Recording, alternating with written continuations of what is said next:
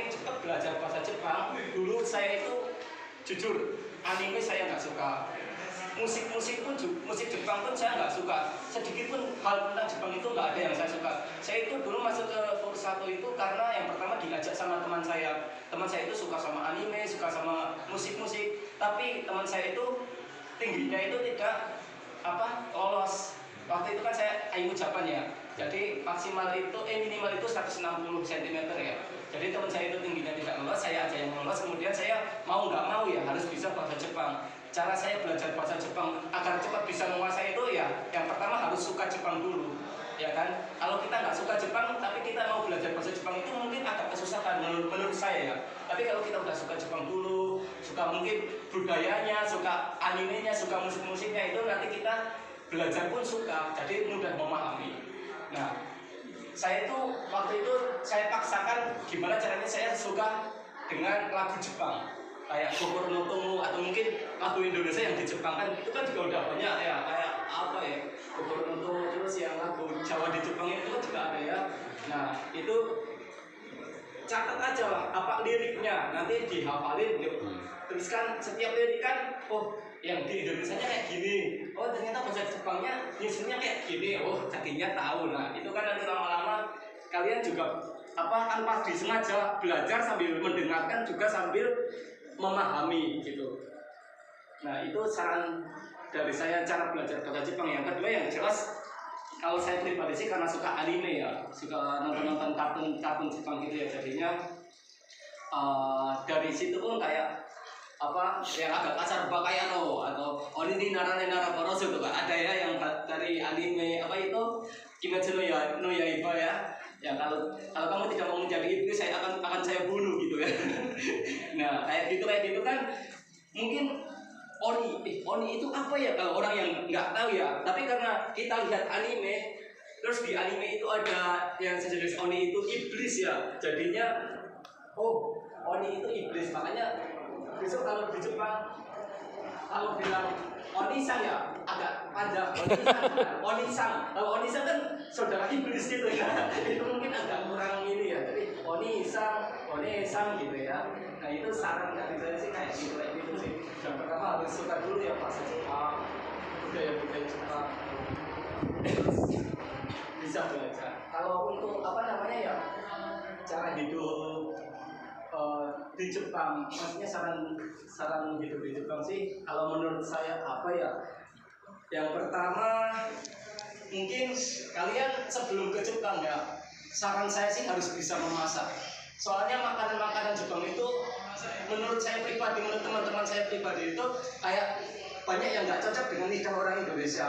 Lidah orang Indonesia itu suka makanan yang asin, gurih, ya kan? Kalau di Jepang itu paling cuma soyu, kecap manis itu dicampur gitu. Jadi kalau bagi orang Indonesia itu ya cuma manis doang atau hambar atau nggak ada rasanya gitu. Sering banget yang kayak gitu. Makanya banyak juga yang orang Indonesia yang nggak betah di Jepang itu karena dia nggak bisa hidup di Jepang. Contohnya ya itu nggak bisa masak karena udah bertahun-tahun cuma masak makan cuma sama mie sama telur kan bosen ya, kayak nggak ada semangat hidup ya. Jadi ya itu saran dari saya, itu kalian juga harus bisa masak masakan yang mungkin kalian suka ya, baru bisa itu hidup di Jepang.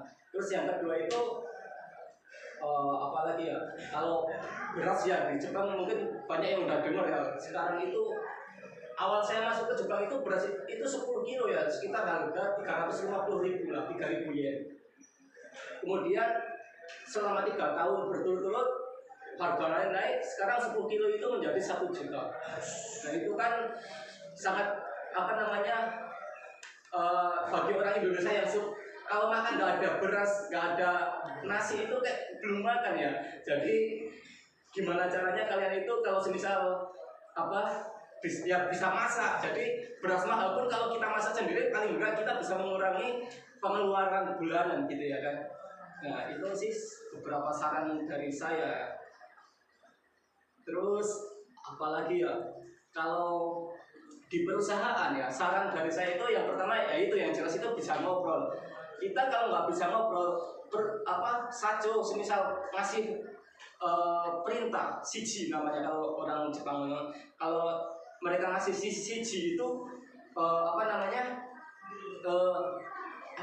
dia mau ngasih A ya kamu harus ngerjainnya A, nggak bisa ngerjain B C ke A itu nggak bisa.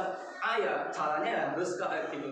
Jadi apa namanya yang pertama itu kalian harus benar-benar bisa bahasa Jepang dulu. Kalau bahasa Jepangnya udah dipahami, perintah dari senseinya kalian pahami, otomatis sensei pun otomatis sacho pun juga suka terhadap kalian ya. Jadi kalian itu yang pertama nyaman di perusahaan. Kalau orang-orang sekitar bisa mensupport kalian, bisa berbahasa berbicara dengan kalian, apalagi bisa bercanda, tawa, berbagi ceria bersama kalian, itu otomatis meskipun gajinya kalian anggap sedikit atau kalau perusahaan kalian nyaman itu kalian akan nyaman gitu.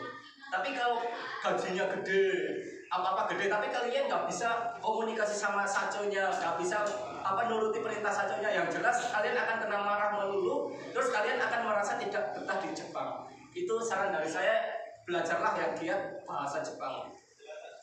Itu fisik pun juga harus disiapin ya, maksudnya ya tidak kayak mungkin banyak lah video-video yang ada di TikTok yang kayak pelatihan kayak tentara dan lain sebagainya itu ya, itu sebenarnya fisik tuh apapun bentuk latihannya sih penting-penting aja, tapi yang jelas jangan sampai lah kayak baru kerja 30 menit, berdiri 30 menit, setengah 2 jam 3 jam udah merasa capek. Nah itu paling fisik-fisik ya kayak gitu. Kalau di pengolahan kan rata-rata berdiri ya, jadi ya siapin lah, jangan dikit-dikit baru 2 jam capek duduk. Nah itu gimana caranya kalian melatih lah biar kaki-kaki kalian, pinggang kalian itu enak buat bekerja, nyaman. Nah itu latihan lah setiap hari. Itu sih saran dari saya. Mungkin ada pertanyaan dari teman-teman gitu ya, boleh. Alasan ya pernah dimarahin saja apa enggak? Kalau dimarahin cara atasinya gimana? Kalau saya sendiri sih kebetulan saya tidak mau menyembuhkan diri ya, tapi karena saya juga bisa bahasa Jepang ya, jadi kalau semisal dimarahin pun mungkin sekedar dikasih saran.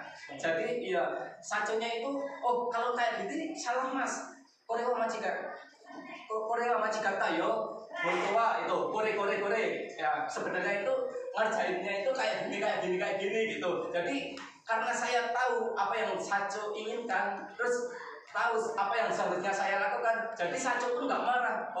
Dia udah paham apa yang saya katakan, makanya dia ngasih taunya ini. Tapi kalau misal saya nggak tahu ya, yang jelas nanti umai kona koto yatano bakayaro, udah jelas dia bilangnya kayak gitu, maksudnya udah ngebaka-bakain, udah dikasih tahu kayak gini, tapi kamu ngerjainnya yang lain. Kan udah orang Indonesia pun juga pasti marah ya kalau kayak gitu ya. Tapi kalau kamu udah tahu apa yang saco perintahin, apa yang saco jelasin, kemudian cara ngerjainnya gimana ya, kamu ya insya Allah menurut saya pribadi sih gak bakalan dimarahin kalau kamu tahu apa yang saco perintahin itu gitu. Ada lagi mungkin cara hidup di Jepang bebas lah.